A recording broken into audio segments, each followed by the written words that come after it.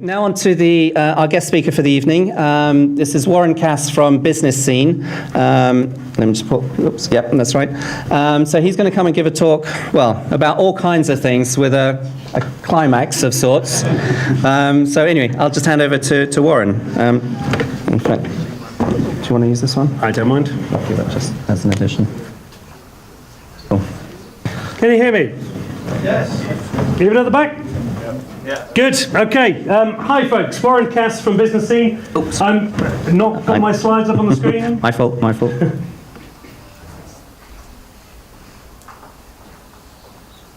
Good. Good to go? Yeah. Not on the screen behind me. Oh, is it not?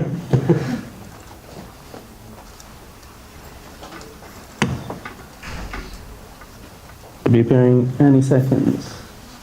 Oh, technology. There you go. I want to talk to you today about disruptive thinking, disruptive marketing, disruptive innovation. I'm basically going to tell you a little bit about myself for 2 seconds. I'm the founder of Business Scene. Business Scene is a membership organisation in the UK for entrepreneurs and business owners. We help anything from startup to corporate. We are kind of like a competitor to the FSB, if you've heard of the FSB, the Federation of Small Businesses, but we don't do lobbying. We don't do committees. We're all about growth. So it's a kind of 21st century take on the Federation of Small Business. The site's jam-packed, but we run quite a lot of events ourselves as well. I'm an author of a blog. I've got a book on Amazon around social marketing, and blogging is something I do on a regular basis. Speaking on this subject for over 10 years now. The reason I speak on this subject really is to help our members really understand change and what's happening. I know I'm cutting you guys off. I will periodically move to the side. You can tell I've been talking about for a long time. I was thin in the ones on the top right-hand corner. And actually, my whole philosophy on marketing anyway is about personality, showing personality. I do 2 other talks, one around joint venture partnerships and one around influence, about bringing people together, relationships. But it's always about bringing people together. It's about the personalities and how you actually get that across into your business. So I want to get you into a little bit of a disruptive mindset. You've been very, very quiet today, except for the claps.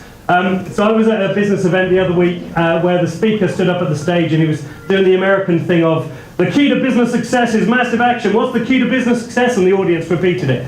Well, don't worry, we're not going to do any of that shit. But what I do want to do is I want to get you in a disruptive mindset. So I'm going to say, the key to business success is massive action. I want you to say, fuck off, Warren, we're non-conformists, all right? So the key to business success is massive action. What's the key to business success? Fuck off, Warren. That wasn't aggressive enough. What's the key to success? Fuck off, Warren. Good enough. And you know how you see all these people doing selfies and things? I want to do the selfie, but can you all give me the birdie in the background? Come on, hands up. That'll be on the Twitter page later. Right, brilliant. Right, so we're going to talk about disruptive marketing, disruptive innovation. There's a bit of positioning on this before I come on to that, which is just acknowledging some of the changes that have taken place in society over the last 20 years. It's an understatement to say that things have changed. We've doubled world population since 1990. Technology's come and taken us by surprise. Lots and lots of things. And I'm really excited to be talking to a group like you lot who understand this stuff and are really developing in these areas. So some of what I say you might already be totally understand and be familiar with, and that's great. I did find an official term for social. Again, what a load of rubbish. I do think we find a lot of ways of overcomplicating what is actually a pretty simple subject. It's about communication. It's just about conversations that are taking place 24/7. I would argue that cave drawings were social media. The media was different, but it was still a way of telling stories and communicating messages. So let's not overcomplicate things. Now, there's only one stat I'm going to show you which I'm really particularly interested in, is that why your businesses and brands and whatever, from a marketing point of view, from a personality point of view, should be online, and that's because 93% of the adult online population believe it should be. If that's what the users in the marketplace demands, that's why we should be there. By the way, I've got so much content I'm trying to cram into only 4 hours tonight, you've got to put up with me. I've got so much content, we're going to try and do it. Society is changing big style. Now I can see there's a few people in the audience who are my age demographic. But a lot of you younger. How many people here have heard of Dusty Bin and Ted Rogers? Not very many. Right, so let me tell you, in the 80s, there was this bloody awful game show that was on TV. And in 1980, there was 4 TV channels, and it was before the remote control was mainstream. So if you were sat there during adverts, you were a captive audience. If you were a big company marketing and advertising, you actually had a big advantage, because people typically didn't go up to their TV to channel hop their 4 channels. At best, you went to the toilet or made a cup of tea, but you were captive.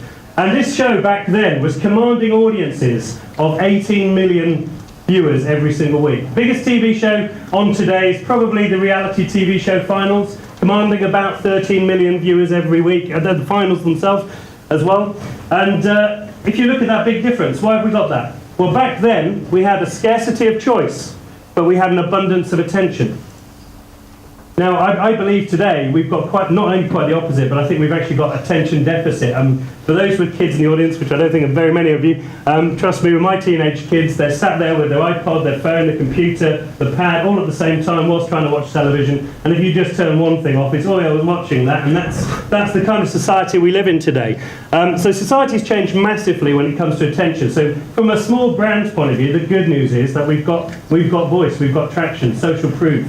And viral marketing, all of those things are really very good. But the other thing that's really changed in the last 20 odd years is the disruptions to routes to market. If you think about the 2 big brands that control the sales of records and books, Amazon and iTunes, they don't write books, they don't make music, but because they control route to market, they're really the only ones making big profits in these areas now. So musicians nowadays are focusing very heavily on festivals and gigs and merchandising, aside from just selling the record. So the world has changed. And what does that mean for us? Well, it means we've got to adapt too. There is a barometer for how long it took for a brand to reach 50 million users. Now, each of these disruptive brands in communication, in technology. For the radio, it took 38 years. For the TV, it was 13. For the iPod, it was 4. For the internet, it was 3. But Facebook did 100 million in the first 9 months. And of course, we've come a long way even since then. So the world is changing at such phenomenal pace that we can now share messages and share stories and our own personal experiences just at the drop of a hat. It used to be, before tech, if you had a bad customer service experience, you would tell 9 people. If you had a good, you would tell 3. Well, nowadays we can just tweet, and let me tell you, the big brands are scared shitless now of all of this stuff. I've had a couple of issues recently where I was getting nowhere with telecoms particularly, and after weeks of trying to get it resolved, a poignant tweet, and it was resolved within hours. And that's the power of the brand now. People need to know that you're being responsive. So the world has changed a lot, and of course there are lots and lots of brands, and there are many, many more than this, of course, where you might want to go and have a presence. But I would argue that if you're an entrepreneur and you're trying to be active in all of these kind of environments, or all of these environments, then you're nothing but a busy fool. By all means have strategies, but pick 3 or 4 which maybe are really, really relevant to your business and do them well. A couple you may not have seen, is that my pointer? Yep, so Viadio and Zing, they're in 2nd place and 3rd place worldwide for the kind of LinkedIn style of network. The reason I tell you them now, if you've got aspirations to do business abroad, they're very, very good for international, particularly Asia. Both of them were funded by the French and the Germans. They went on the acquisition trail and bought networks. They bought further networks in Asia, so they're really very good if you're particularly interested in getting your brands out there. You're probably wondering why Bebo and MySpace are on the bottom. I'm not going to go through them all, but why Bebo and MySpace are on the bottom. I normally put them on there just to make one point. Bebo, MySpace and Facebook were all kind of accelerating at the same pace. I'm expecting you all to know the term Web 2.0. Anybody not know the term Web 2.0 in this room? No, that's what I thought. But I think Facebook took that to a different level, and it was the thing that gave them dominance. It's certainly the thing that made them the more successful of the 3 brands. The moment they opened up their APIs and said to third-party developers, come and do something, come and engage with our audience, that's it. Things went viral and they were completely dominant. For those that don't know, Bebo was actually a UK-based founded company, and the founders sold at just the right time. They sold when all of this was just happening at a really good price too. But MySpace, for example, whilst Murdoch paid something like $680 million for it, it was actually recently bought a couple of years ago by Justin Timberlake for about 20 million. So you can see the difference and the change and the way that impacts brand. From a Twitter point of view, Twitter for us is our single biggest driver by far of traffic. but it's got to be understood and used. And for me, it's about using the third-party products that give you leverage with it and making sure it's monitoring but the key thing is engagement, like everything when it comes to marketing. YouTube is the one which I think is still really, really underutilized. How many of you got video on your websites? How many of you got video on YouTube? In about 18 months ago, YouTube overtook Google as the biggest search engine on the planet for a very brief period of time. Social search is huge. Social search engines now are in second and third place when it comes to search engines. So it's something which everybody should have a strategy. There's a big digital marketing conference that takes place in the States called Underground, where they bring some of the top digital marketers. And if you cut all of their presentations in half, they all reference video, video, video. In the last 2 days alone, there's been more original content uploaded to YouTube than the top 4 American TV channels have aired since the 1930s. So you can imagine the pace of content now that's getting out there and making sure, and I would urge you all to start considering what a video strategy could look like for you, whether it's testimonials, case studies, product demonstrations, whatever it might be. Just start uploading that content and start taking advantage of those eyeballs. I want to give you a couple of examples there, give my voice a rest and maybe raise a smile. There's an entrepreneur I'm just about to show you who was struggling to raise money for his product. He had a groovy idea, some of you will have seen this. But it was the video that actually changed things for him. Hi, I'm Mike, founder of DollarShaveClub.com. What is DollarShaveClub.com? Well, for $1 a month, we send high-quality razors right to your door. Yeah, $1. Are the blades any good? No. Our blades are great. Each razor has stainless steel blades, an aloe vera lubricating strip, and a pivot head. It's so gentle a toddler could use it. And do you like spending $20 a month on brand name razors? 19 go to Roger Federer. I'm good at tennis. And do you think your razor needs a vibrating handle, a flashlight, a back scratcher, and 10 blades? Your handsome-ass grandfather had one Accurate blade. representation of events. You're right. The flagrant use of visualization such as skydiving, rollerblading and mountain biking, you forgot horse riding, Richard, are actually metaphors. They're not real. I'm sorry to be the one to tell you this, but there's no such thing as a happy period. The reality is, some people simply can't handle the truth. In the past, we've tried to be more honest in our approach. In the 1980s, we ran a series of focus groups to help us gauge the public's reaction to periods. The cramps, the mood swings, the insatiable hunger. And yes, Richard, the blood coursing from our uteri like a crimson landslide. So, we knew we'd have to change our strategy. And so, from that day to this, we have managed to maintain this illusion. But you, Richard, have torn down that veil and exposed this myth, thereby exposing every man to a reality we hoped they would never have to face. You did that, Richard. You. Well done. I just hope you can find it in your heart to forgive us. Oh, sorry, Richard. You did know that we do that too.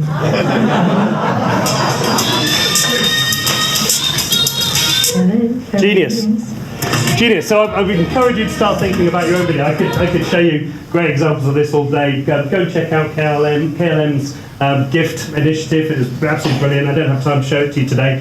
Coming on to apps, I know there's a lot of app developers in the room, and I actually was really fascinated with the volume of comments and discussions, particularly around apps. I've spoken to a few tonight. What an exciting space to be in. In 2013, beginning of 2013, it was 1.2 billion. 30% growth year on year. By 2017, 4.7 billion app users worldwide. And the thing is, the stats aren't necessarily what you think they are. I mean, certainly we know that the phone is no longer just a phone. I call mine the Oracle. It does so many different things for us now.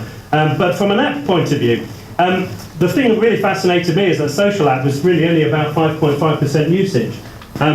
From a usage point of view, it's obviously a gaming device, but 55% is other and falls into those different categories. So it's a really exciting place to be, and I would encourage you, even if you're not thinking app as part of your business, try and find the angle. One of my members in the West Midlands created an app. She's a coach, an executive coach, and she created an app for about £800, and within the first 4 weeks of launching the app, she gained a few customers. And those customers more than paid for the cost of the app. So it's not necessarily app that's going to change the world. I think app that can also have a practical advantage for your business too, and you should consider that. There are some social myths for social media myths, sorry, which I'm not going to go and cover in great detail, but I just want to pick up on this one. It isn't about selling. What a load of rubbish. Of course it's about selling. We're in an environment now where we know 24/7 what people want and when they want it, and what the problems and the issues that they're facing. I would caveat this and say this is about 21st century selling, which is a relationship sale. It's a consultative sale. It's about providing solutions. But since when has it ever been wrong to match a solution with a problem? So try to get it out of your head that it's not about selling. It is. It's about the relationship, though, too, and first and foremost. Lots and lots. By the way, if you want the copy of these slides or even a copy of the book on Amazon at the end, if you've got a business card or something you want to give it to me, I'll make sure I've sent it all to you. In fact, I'll make sure I've delegated that it's all sent to you by the end of the week. No problem at all. In fact, this one around narrow targeting. I just make one point. When you're considering your online marketing strategies, absolutely, narrow targeting is very, very powerful and can be very, very effective. But just don't forget the wider community now, because there's a whole audience of people that may never buy from you, but can have an impact on your bottom line just by sharing your stuff to the right person. So, don't go too narrow with your marketing. Have strategies for both. Anybody not heard of clout here?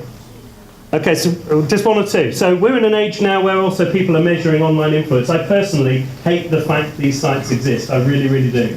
They're based on algorithms which don't always work, or in fact, there was a social media marketer in the States which had a higher clout score than Barack Obama recently. I'd argue he's a bit more influential. But there's a whole lot of these sites which are measuring your influence, whether you like it or not. And the thing is, knowing they're there and treating them with a pinch of salt is absolutely important. But the key thing is to understand there are people making hiring and firing decisions based on clout scores right now. So you probably need to have strategies in place which at least give you the right status, because it's becoming more and more prevalent. They're getting more and more investment. Clout's the biggest of the bunch. Quick strategy for anybody who's maybe looking to make a better marketing impression. I know that we've got the entrepreneurs in the room who probably intuitively come up with creative marketing ideas. Being an ex-geek myself, I've run a technology business for nearly 15 years. And I was a typical geek that would lock myself away in a dark room and enjoy, all of the things that geeks do. Marketing didn't necessarily come intuitively to me at first. It's something I had to go learn about and then become passionate about. So quick implementation strategy for you. F is for foundation. So this is about making the right first impression. Very, very simply, I see some atrocious, shocking websites. I see people's profiles on their LinkedIn profiles where they're 20 years out of date, the photos. They've lost all their hair since. It's about being authentic first and foremost when you're marketing, and certainly when you're social marketing. So that authenticity has to come through. You need to make the right first impression. So, as much as we're in an age now where I advocate bringing out the phone and taking a video testimonial and putting it on the website, there is also a time and a place for getting it professionally done. And I think you need to understand all of those things. So get the right imagery, make the right impressions. They did a whole load of research on the psychology of an internet user, and they looked at 400 people with their eyes monitored by camera, heads in certain positions. And as soon as they hit a screen, what we could tell is their eyes form an F. So, like that. So your prime real estate is essentially top of the page, and most people don't leverage that, they don't use it.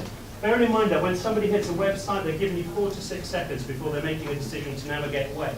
So what are you doing to grab attention and to get people hooked in? They might not be in a position to interact with you there and then, but at least get them signed up to a newsletter, give them something for free, or get them connected with you on social profiles so you can at least have the long-term relationship. Start to think about how you leverage your foundation, something to work on right now. Second, I is for influence, your sphere of influence. This is your friends, your fans, your followers, your connections. So this is your ability to drive traffic essentially. What's the point in having a brilliant website and a brilliant app if nobody sees it?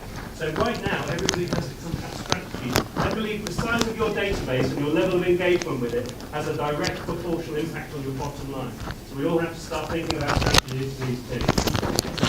L is for leverage. So this is your ability to engage with people and actually get them connected. So again, this is what you do on your website. I have a team of people who, on sites like Twitter, they not only go out and find the right targeted demographic, but the moment that they've started following each other, they start that conversation. And it's amazing the response rates and the membership growth, and not only that, for other business interests that I've got, we apply this strategy for all of them. It's about engagement, not just building a following. And M is for measure. I believe that marketing is as much scientific as it is creative. So having strategies in place to measure and monitor and make sure you understand what's working, what isn't, so you can do more of the stuff that does and less of the stuff that doesn't. So I want to come on to this subject of being disruptive and understand what it means. Richard Branson said, disruption is all about risk-taking, trusting your intuition and rejecting the way things are supposed to be. But this isn't actually new thinking. George Bernard Shaw said, the reasonable man adapts himself to the world. The unreasonable one adapts the world to himself. Therefore, progress depends on the unreasonable man. I really like that saying. I particularly like it. In fact, anybody in this audience know who that man is? Alec Guinness. No? George Bernard Shaw. So typical, the woman no hair. No, this is Alistair Sim. Thanks, Alistair Sim, he was an actor. He was Ebenezer Scrooge. He was the headmaster in St. Trinian's, black and white movies and things from years ago. He was an actor, but he was also somebody who had an attitude around developing youth. Another TV show that happened in the 80s was called Minder with Arthur Daly. Some of you might know. He actually adopted George Cole, who played the lead role when he was very, very young. And he said all of his success in life came from the attitudes this man taught him. And I tell you this, I put him up there for one reason. He said, people over the age of 25 should not be allowed to vote. He said, people under the age of 25 are still searching for the answer. People over the age of 25 think they've already found it. Therefore, progress relies on a certain demographic. I firmly believe in this in my own business. It's about employing people younger than you are who've got fresh attitudes and can challenge the way you think. Something I do a lot and I would encourage you to do. I'm a big festival goer. My wife calls it my third midlife crisis, I think. But big festival, any festival goers in the room? Only a couple. Okay, this is Reading Festival a couple of years ago. And what I was intrigued to see were the brands around the whole of the venue. The brands that you would even see in the high street. But at Reading Festival, with a typical demographic under 25 years old, they communicate a completely different way. And this fascinated me. So Action Aid is a Christian charity. And the high street, they don't say bollocks to poverty as they do at Reading Festival. And it was consistent. Every brand you look at speaks in a different tone of voice. And there is a lesson here, which I want to come on to. The lesson is that we have never been so polarised as we are now in terms of generations. We've never been so polarised. If you are marketing to and appealing to a multi-demographic audience and you're speaking in one tone of voice, the chances are you're not speaking to everybody. So when you're thinking about your own marketing strategies with your own businesses, try and understand the different types of messaging that appeal to a different type of demographic. Honestly, language, I've got teenage kids, language has been bastardised by this generation. I'm getting the hang of it, but it has. And we've got to understand that when we're getting out there and communicating our brands. Just on the festival thing, for those that put your hands up, festival toilets, they're pretty damn awful. They really, really, really stink. What I liked was this brand that innovated in this space. Hootopia. Hootopia, you turn up and a nice man with a pile of magazines says, would you like a magazine? And as you walk past, he pats you on the back and says, have a nice time, enjoy yourself. And as you walk in, it's fragrant and it's perfumed and you're separated from everybody else while they play music, so you can't hear any unpleasantness. And people were coming out. As you walk out the door, somebody follows you in with more perfume. People were spending £25 on the t-shirt saying, I love Hootopia. But what I really liked was their marketing messages. Enjoy your moment with your movement. Taking the piss since 2002 or giving a shit since 2002. Different brands, modern brands, talking a modern tone of voice to a modern audience. And that's kind of how the world's evolving, and I'd like you to kind of just consider that with your own brands too. There are quirky initiative things you can do on sites like Fiverr. It doesn't have to be expensive. If you haven't heard of Fiverr, you can waste a great deal of time on this website.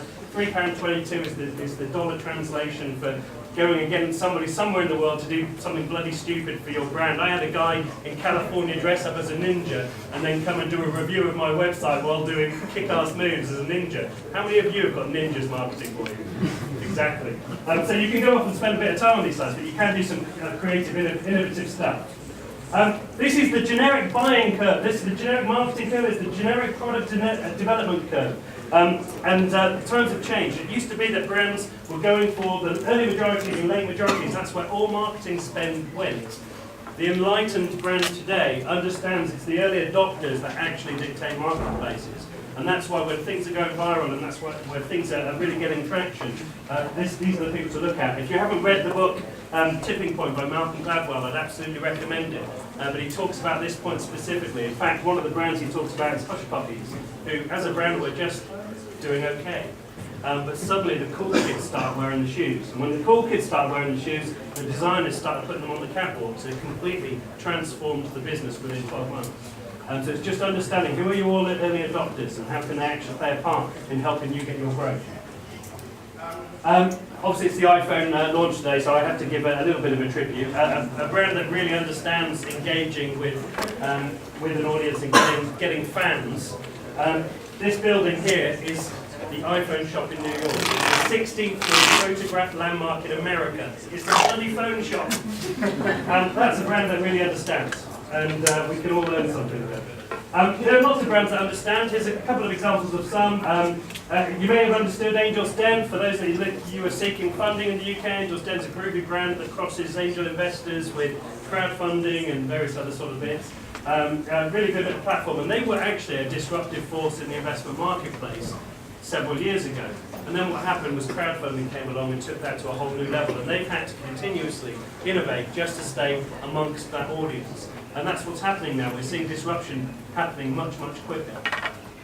Innocent drinks. I'm going to come back to them, but I just want to draw out Google, actually. We're in Google. Disruptive. Shouldn't they have been Google? For those of you who don't know, it's the Yellow Pages. Since the 1950s, they owned search. Yes, it was book-based, big books and paper-based, but they owned search. They failed to understand change. They failed to innovate. And therefore they lost market share. Yale.com wasn't even launched until the year 2000, which is so behind the curve it's unbelievable. And as a result, they're a brand in trouble. They've tried to rebrand to something called Haibu. They've lost hundreds and hundreds of millions of pounds over the last couple of years alone. And this is what happens when big brands fail to actually spot trends in marketplace. I put Coca-Cola up there and Microsoft on there, not because I don't think they're disruptive brands, but they have strategies. Both of those brands basically go out and acquire disruptive brands. They have a strategy for it. Microsoft, I believe are in the room, and as a brand, you might know 5, 6, 7 products that they do. Actually, their product portfolio is well over 3,500 products, and that was a figure from years ago. Microsoft person, can you tell me how many you've got now? More. That'll do, thank you. And so as bigger brands, I've got to say though, I've got to give kudos to Coca-Cola. One of their marketing initiatives last year was probably one of the most disruptive things that I've seen, and that was just putting the names on the bottles. Wasn't that brilliant? I mean, how many people were tweeting their names and putting their bottle on Facebook? So I give them kudos for that. But again, a brand with thousands of drink products. They've got over 35 water products alone. And Innocent is a brand they've acquired. So it just goes to show, it's not necessarily about continuously trying to reinvent yourself. It's about having those strategies in place. It's not just about the big brands. Little brands can be disruptive, I believe. It's just about being cheeky and putting a bit of personality. If you are walking along the street and you see this van, I would wager you're taking a picture and putting it on Facebook or something. Nice free publicity. It's not just the Americans that can do this, it's the Germans. Again, if that's happening in my house, I'm taking the picture of bum cleavage. I don't care who you always say. But I want to make a point. Benetton were probably the original shock marketing brand that were out there. And they did some really kind of close to the last stuff, particularly in the 90s. But they're a brand in trouble right now. And they're in trouble because they haven't understood that if you rinse and repeat and do the same thing over and over again, it's no longer disruption. It's now a pattern. If I walk into my office and I start barking like a dog, I can guarantee that my staff are going to look up and they're going to look at me and think, what on earth is he doing? If I do that every day for 6 weeks, do you think they're going to look up anymore? It's going to be expected. So disruption is only disruption if it doesn't become a pattern. You've got to be continuously thinking differently. So, I can send you these questions. I know I'm running out of time, and I want to get to the porn. Are we okay? We've done poo, we've done panty pads. Can we do porn? So, let me tell you the story. I blogged a post called Social Media Lessons from the porn Industry several years ago. And I got a phone call about a week later, and the premise of the blog was that as an industry, both porn and gambling actually, as industries, they've had to continuously be ahead of the curve. There's so many people fiercely competing for eyeballs that you can't just pay per click, you'd blow your load in a week. Anyway, you can't just go do that. So they have to always be on top of technology. And the porn industry has always pioneered when it comes to technology. 1895 was when the first motion picture was technology was developed. You want to guess when the first porn movie was made? 1895, yeah, it's the same year. But they've always done that. They dictated industries with VHS and Betamax. So there are lessons that we can learn from how they approach. You might want to question the morality. Absolutely, you can. That's right to do. But there are lessons that we can all learn and apply. Before I do this, though, I want to set the scene. So every second, $3,000 is being spent on pornography. 400 internet users are typing search terms into engines. 8,000 internet users are viewing pornography. Every 39 minutes, a new porn video is being made in the States. 12% of websites are pornographic. 40 million Americans are regular visitors. 1 in 3 viewers are women. 35% of all downloads are porn-related, and about 8%, 2.5 billion emails a day, are pornographic. My favourite stats, 20% of men admit to watching porn at work. 13% of women do. There you go. That's the industry. We've set the scene. What are the lessons? Before I do that, actually, let me show you a funny. This was a tweet. The guy watching porn at work across the road is back. He doesn't realise a whole office can see him. 2,500 retweets. I love that. Brilliant. So what I want to share is some lessons. There are lessons that we can take. There's a bit of fun at the end of the presentation. First lesson, content is king, but too much freemium will make you a pauper. So one of the things I'm reliably told porn websites do is they give you teaser information, and then they try and get you onto subscription model. So what they're doing, I think nowadays, you even look at newspapers. Newspapers are giving you teaser headlines and maybe an initial couple of paragraphs, and then they want you to subscribe to get the news. Because people are having to change the way they think. And I heard for the last 10, 20 years, business experts supposedly saying, give all your good stuff away, give everything away. And I really don't believe in this. I think there's too many companies now that take advantage of the independence for free consultancy, particularly in tendering processes. You keep your good stuff to yourself, don't give everything away. And the same is true on your website. So too much content, too much freemium will make you pop is basically the lesson. The more niche-based, the better the audience retention is. So we're in an age now as well where the big general sites have started to lose traction to those that are specifically going and nailing their audiences. And this is something you should be considering too. The more niche-based, the better. I'll leave you to use your own imaginations of what niche means in the context of porn, but definitely start to think about it. You might operate in 4 or 5 different niches. Start to think about your marketing messages for all of those niches specifically, and you will see significant changes in the results. 3, offering few choices actually increases clicks. So the key thing is information overload. As I said earlier on, people give you 4 to 6 seconds on your website before they're trying to make a decision whether they navigate away or not. So what are you doing to keep them there? I would argue that if you're giving them and bombarding them with lots and lots and lots of information, you're going to lose them.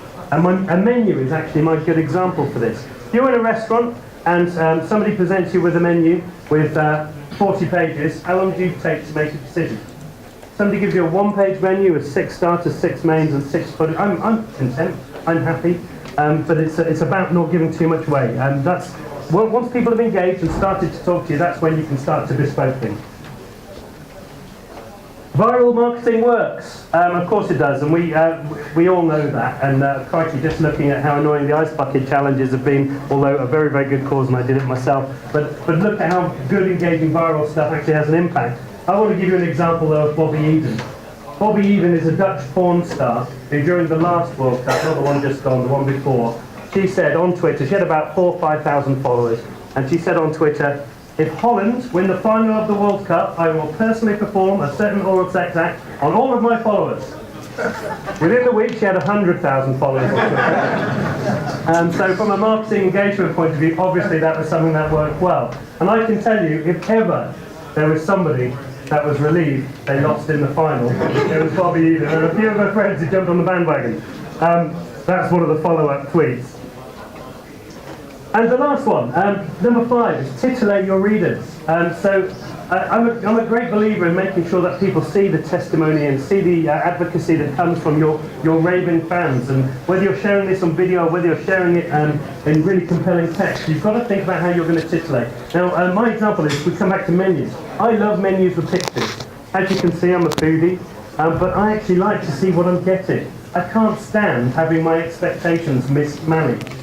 And when I believe my expectations are being managed, I make quicker buying decisions. So if you're in a restaurant and a waiter walks past with a tray full of food and you haven't ordered yet, what do? We all do it. We all peer over and see what it is. Because we want to know what we're potentially getting. It helps us make an informed decision. So from your own point of view, titillate your audience. Find out how you can share with them the things that they're going to get. Whether it's video, it's text, whether it's pictures and imagery. But find a way of titillating them and you'll find you get better results. I think that's all I've got time for. You did give me strict timescales. All I would say is I talk normally on a couple of different subjects, but it is all around relationships and how to get people engaged online and offline. And as I say, all of the slides and all the information I've got today, I'm more than happy to send out to everybody with some of the links and the websites that I've spoken about. But you have been the most gorgeous audience I've spoken to today. Thank you very much.